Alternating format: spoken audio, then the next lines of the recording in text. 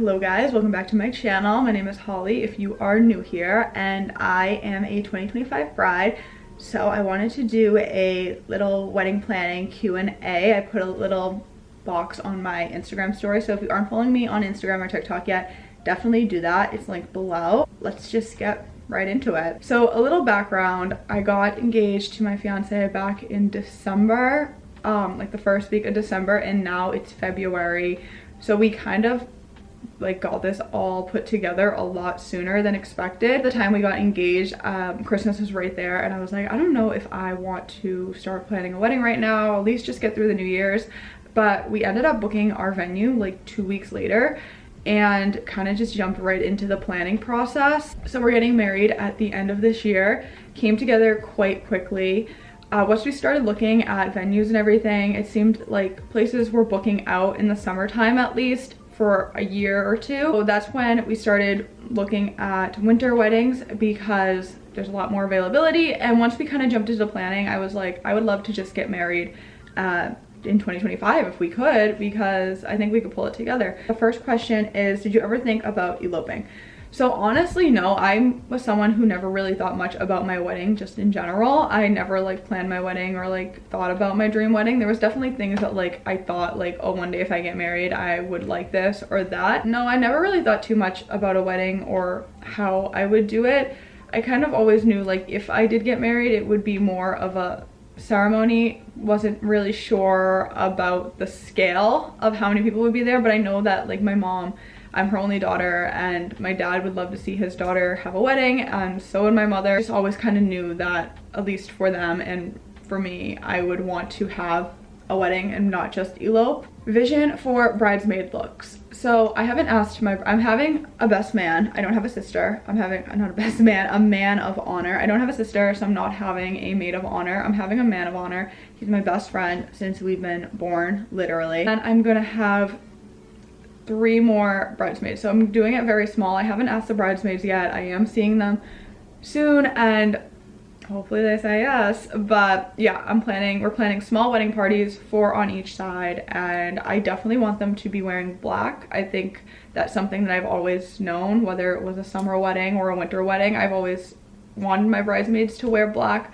I just feel like it goes really nicely with the groomsmen who would be wearing a black tux or suit. Chris can choose whatever he wants, but I think black on both sides, and then it's just a timeless, classy color. It looks good with the white dress contrasted. Really thought much about their dresses. I would love if we could figure them out to be more wintry looking. I've been in weddings before where our dresses came from those websites, Bridey Gray and Revelry, and a lot of them are cami strapless. So I would love if we could find some that maybe aren't on those websites, since I'm having so little bridesmaids, and just find a dress that they would all feel comfortable in, and it's definitely more wintry. I don't want them to be super cold, although really can't prevent that. How did everything come together so quickly, and what was most important to you when looking for a venue? We kind of just started casually looking at venues online and getting information, speaking with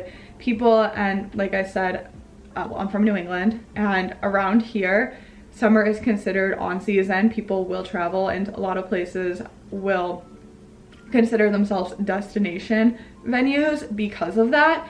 And since in season and the destination venue thing on top, prices are extremely high in the summer.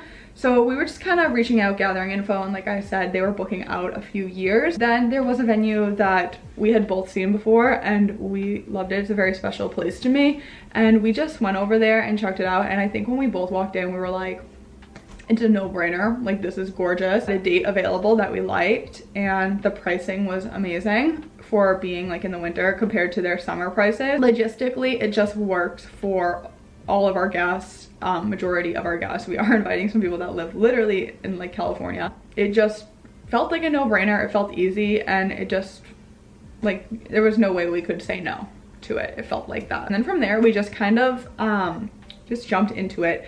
We took the big items like photographer, DJ, and flowers, and we started with photographer. We reached out and we talked to a few.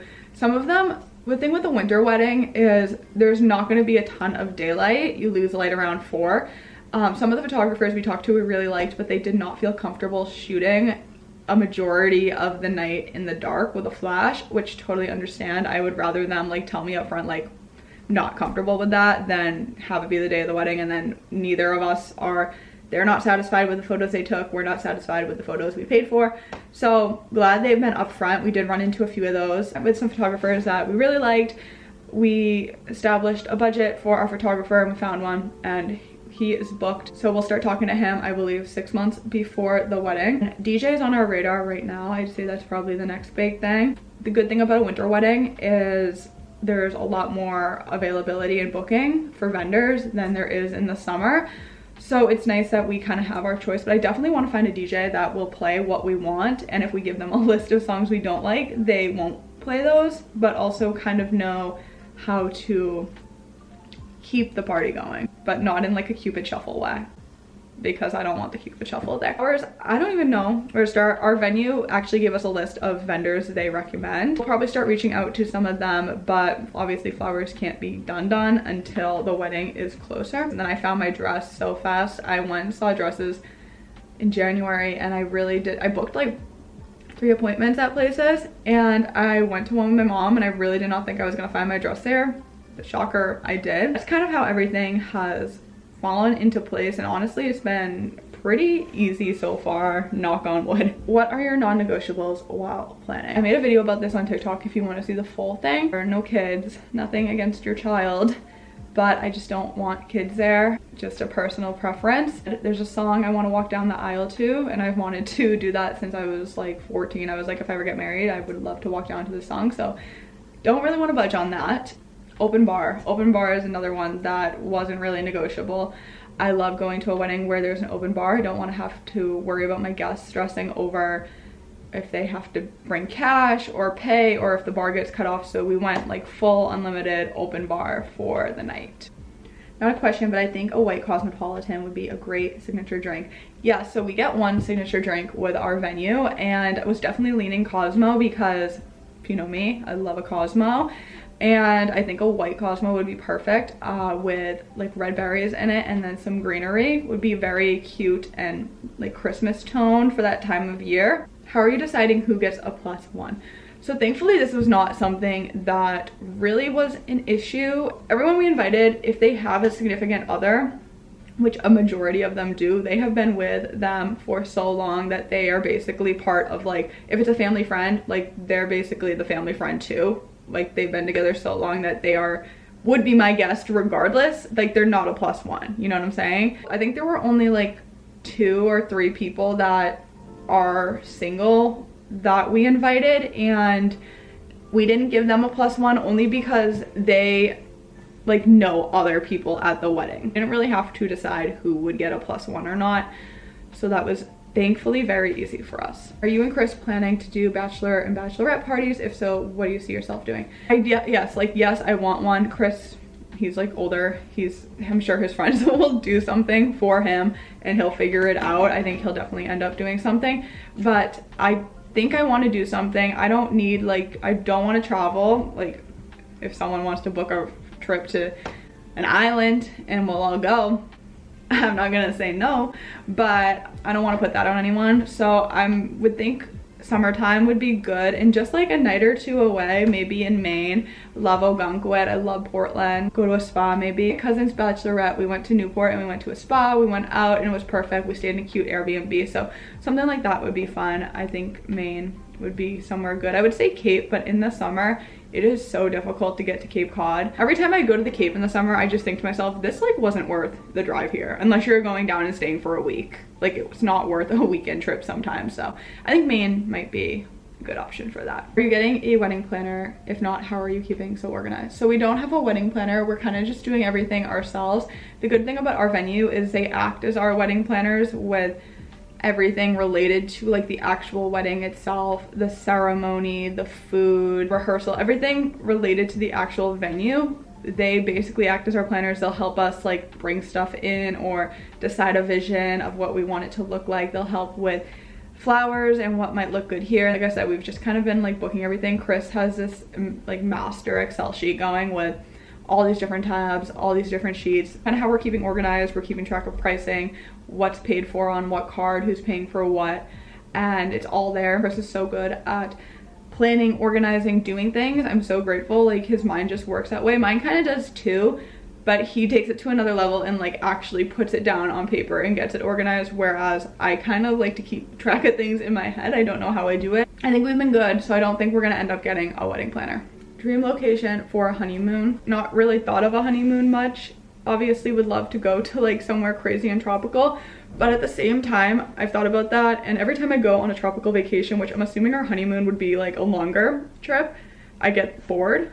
Not bored, but there's only so much drinking and laying in the sun you can do before you're like, oh my god, I can't take another drink. Down for like an adventure-y kind of trip. I know Hawaii is good for that. So we've thought about flying into Vegas, staying in Vegas a little bit. I don't know why I said Vegas. Staying in Vegas for a bit and then booking a car and driving the California coast. I think that would be really cool. Chris went to college in California and I've only been to California once, and I've been to San Fran and Carmel. I've never been to Vegas besides a layover at the airport, so I would love to do like a West Coast trip, but we'll see what we end up coming up with. What did you end up deciding on the first look? I was very anti first look.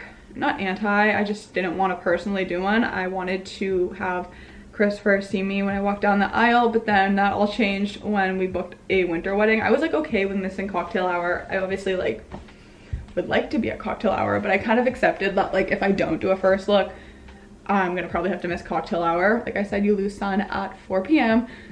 So I'm not trying to like have my guests come to a really early ceremony and then have a gap in between. Probably gonna have to do a first look so we can get all those pictures done in the light beforehand. Struggling on what to do for favors. Are you doing favors? We'll definitely be doing favors. Have no idea. Have not even thought about it. I've seen matchbooks. Some people have said Christmas ornaments because we're getting married around Christmas. That could be a good idea.